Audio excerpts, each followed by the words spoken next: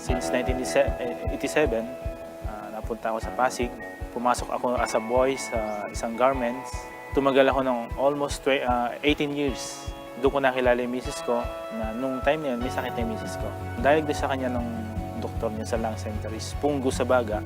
Kahit anong try niya lang ng mga synthetic drug, hindi siya napapagaling.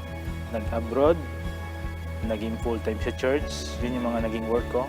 Pagbalik ko sa galing Saudi, may sakit ako. Noong 2011, napunta ako sa Santay as a driver ng isa sa mga director natin.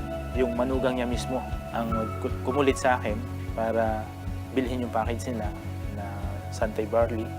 Yung anak ko naman noon, mayroon siyang back pay, pambili niya ng cellphone yun, na ayaw pa niya ibigay sa akin. Sabi ko, bibili ko ng gamot ng mama niya. Na hindi ko akalain, yun yung 4,000 na yun yung magbabago ng buhay namin. Dapat babalik pa ako ng abroad. Pero noong time yun, kinukulit ako ni Mama Net. Sabi siya, huwag ka na mag-abroad kasi yung binili mong package, may susi doon eh. Tuklasin mo kung ano yun. So, nakinig ako sa kanya, inaral ko yung business, huling baraha ko na ito. Edad ko kasi na 46. Anong papasukin yung trabaho? Kumbaga yung Santay, total package sa same. Once na mag-bake sila ng barley, sila na yung magkukusa na magtanong sa'yo ng business. Ganun kaganda yung produkto. Kung sa kitahan naman, sobra, magsasawa ka sa kitahan. Basta sipagan mo. At ang pinakamaganda dito, ang sikretong naaman ko talaga dito, huwag kang tumigil.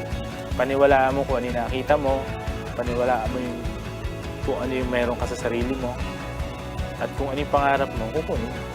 Sobrang ganda dito sa Santay talaga. Ini-encourage ko ang lahat na gawin ito.